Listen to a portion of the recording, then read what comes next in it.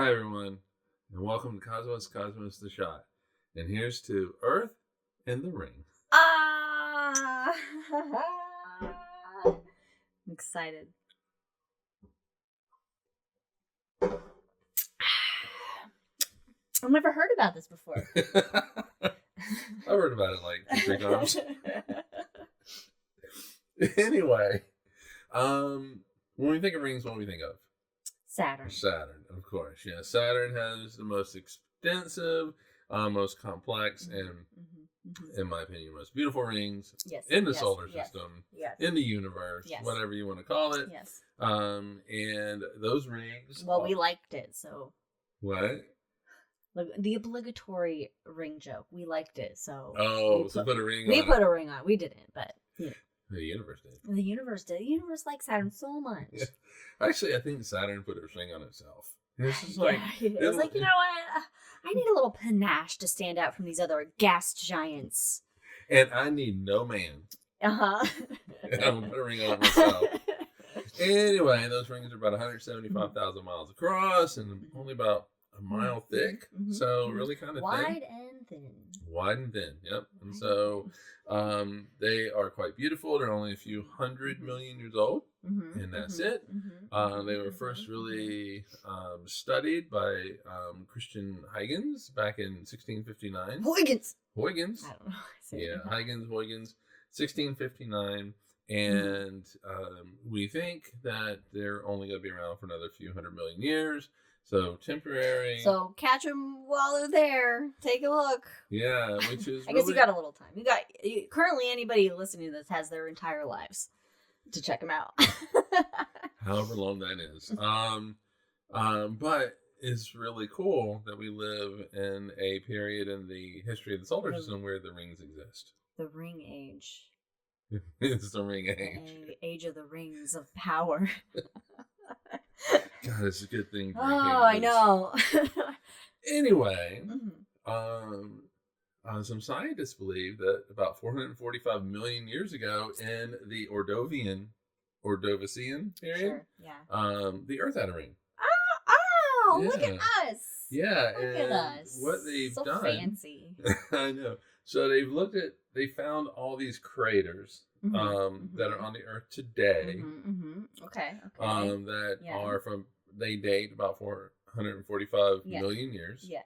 But they're spread out because continents move, right? They do. Yeah. Continental drift. And so what they did was they ran the clock backwards, and the and the continents came back together, and they found that those 21 craters are all within 30 degrees of the equator. Oh wow! So they're just all hanging out near each other. That's cool though to see that drift though, the continents and how it spread. I know, right? And so you would think though that these craters would be more spread out if it was random. Yes, because Yeah, but they're all within 30 degrees of the equator. So something came in from the equator and created aliens. It's always aliens. So what they decided to do though was, so we have this spike of craters here on Earth. Do we see that this is outside, anywhere else? Well, outside the period of Great Bombardment, which happened. Yeah.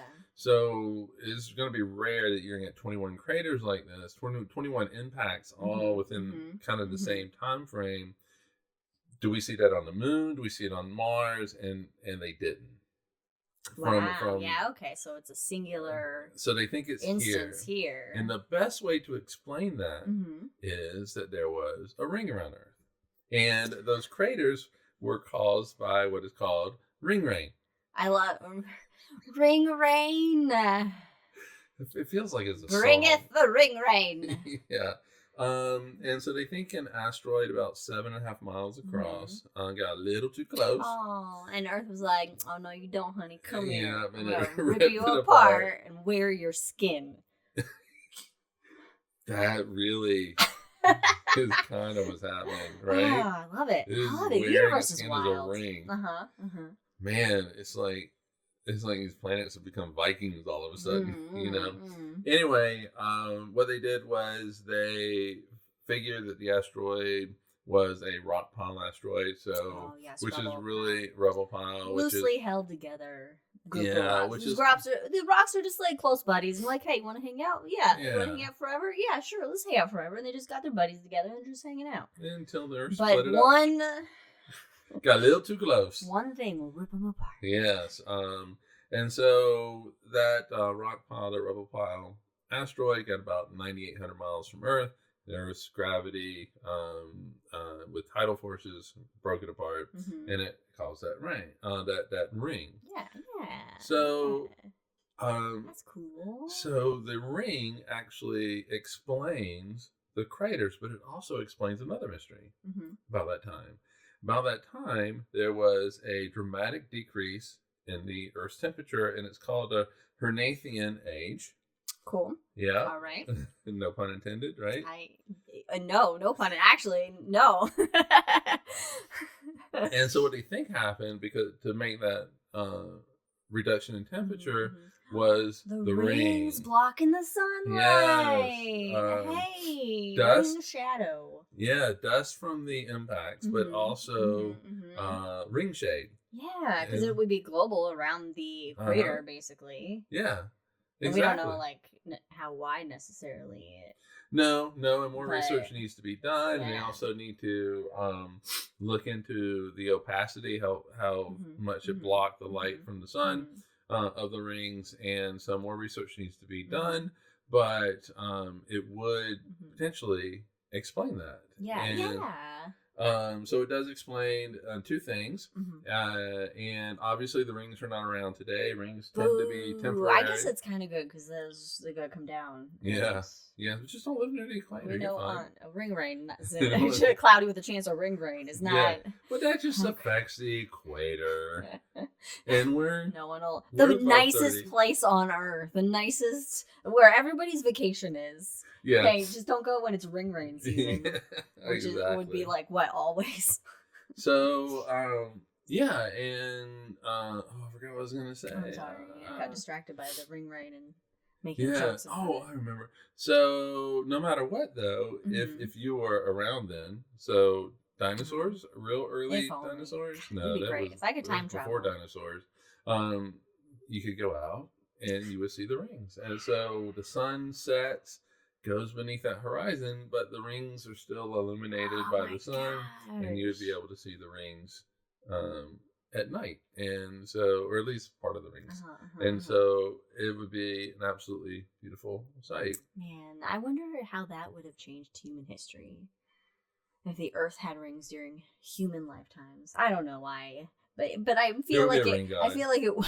There would totally be a ring god. I mean, pretty much, right? Circles would be everywhere. Circles would be everywhere. Very early on. Circles would be sacred, all the way down. Sacred geometry. Yeah, it would just be, we'd be just a circle spherical based weirdos. I don't know. I like circles. Yeah. So anyway, the solar system is not done making rings now. Hey, Mars will probably get a ring. And so I can't remember which moon. Phobos or Deimos. There, whichever one is in. It's in retrograde orbit, right? So it's orbit's degrading. Say Deimos, but so Mars will eventually rip it apart. Yeah, and Mars will have a ring. Which will also be temporary. And not in our lifetimes. Nope, not in our lifetime at all. And just like to tease you with the good stuff coming down the line. And yeah, and so that is the story of Earth and the Ring. My source is CNN, actually, for this. Oh, hey. Follow us on all the things. Check out all of our other shots. Check out our main episodes. And cheers, everybody.